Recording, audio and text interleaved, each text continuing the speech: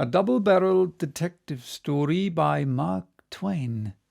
Part 1, Chapter 3, the second part, with more extracts from letters to the mother.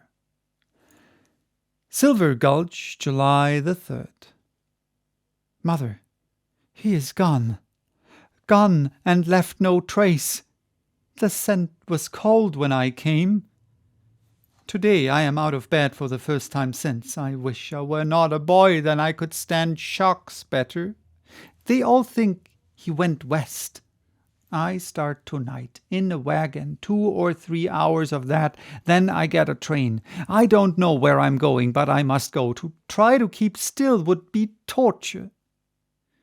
Of course, he has effaced himself with a new name and a disguise. This means that I may have to search the whole globe to find him. Indeed, it is what I expect. Do you see, Mother? It is I that am the wandering Jew, the irony of it. We arranged that for another. Think of the difficulties, and there would be none if I only could advertise for him. But if there is any way to do it that would not frighten him, I have not been able to think it out, and I have tried till my brains are addled. If the gentleman who lately bought a mine in Mexico and sold one in Denver will send his address to whom, Mother? It will be explained to him that it was all a mistake. His forgiveness will be asked, and full reparation made for a loss which he sustained in a certain matter. Do you see? He would think it a trap. Well, anyone would.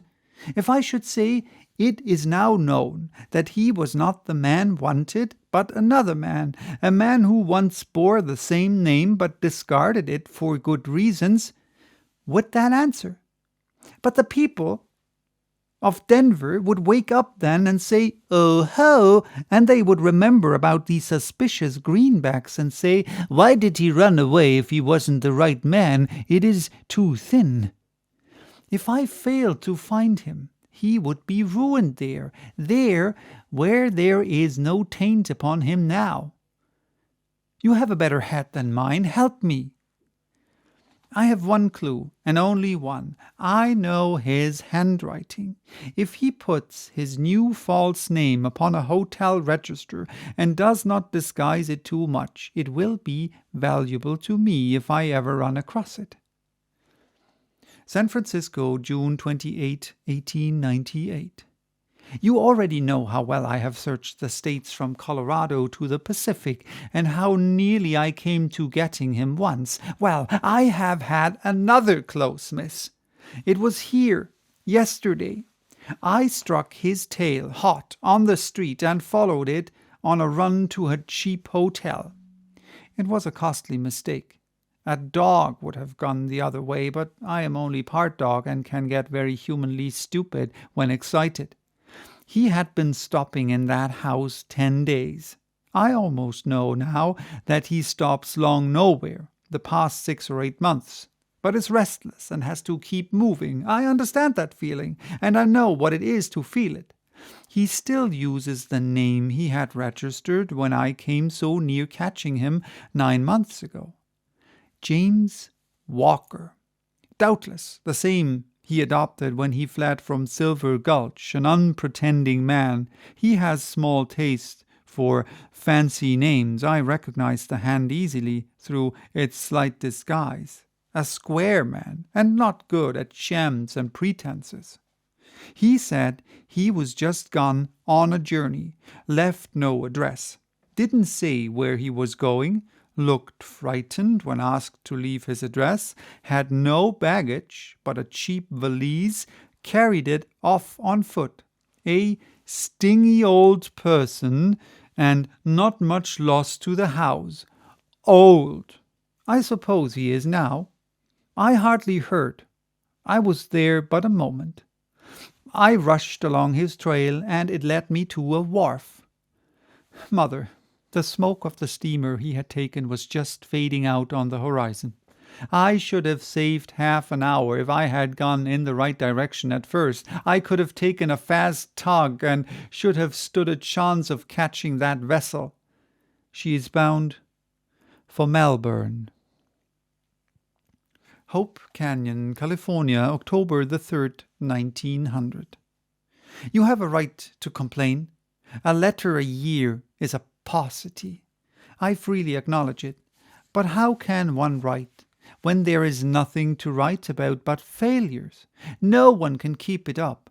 It breaks the heart. I told you, it seems ages ago now, how I missed him at Melbourne and then chased him all over Australasia for months on end.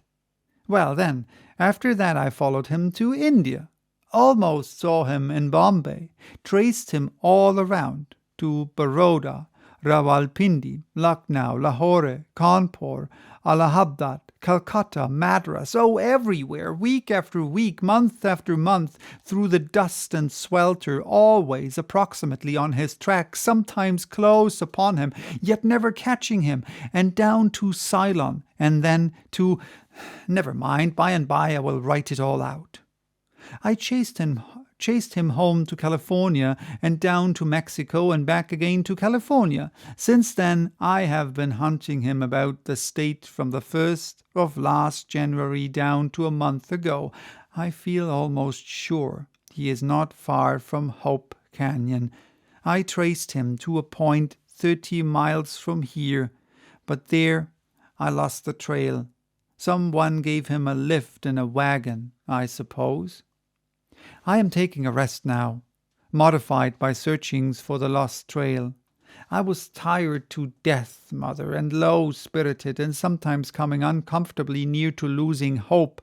But the miners in this little camp are good fellows, and I am used to their sort this long time back, and their breezy ways freshen a person up and make him forget his troubles. I have been here a month. I am cabining with a young fellow named Sammy Hillier, about 25, the only son of his mother like me, and loves her dearly and writes to her every week, part of which is like me. He is a timid body, and in the matter of intellect, well, he cannot be depended upon to set a river on fire, but no matter, he is well liked. He is good and fine, and it is meat and bread and rest and luxury to sit and talk with him and have a comradeship again. I wish James Walker could have it. He had friends. He liked company. That brings up that picture of him, the time that I saw him last. The pathos of it. It comes before me often and often. And that very time, poor thing, I was girding up my conscience to make him move on again.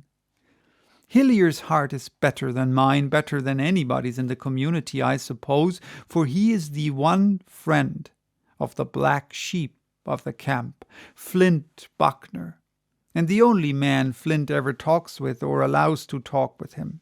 He says he knows Flint's history, and that it is trouble that has made him what he is, and so one ought to be as charitable toward him as one can.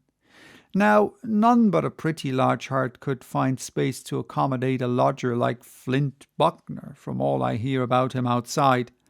I think that this one detail will give you a better idea of Sammy's character than any labored-out description I could furnish out you of him. In one of our talks he said something about like this. Flint is a kinsman of mine, and he pours out all his troubles to me, empties his breasts from time to time, or I reckon it would burst. There couldn't be any unhappier man, Archy Stillman. His life had been made up of misery of mind. He isn't near as old as he looks. He has lost the feeling of reposefulness and peace, years and years ago. He doesn't know what good luck is, never has had any, often says he wishes he was in the other hell. He is so tired of this one. So that was chapter 3. Bye-bye. Till next time with chapter 4. No real gentleman will tell the naked truth in the presence of ladies.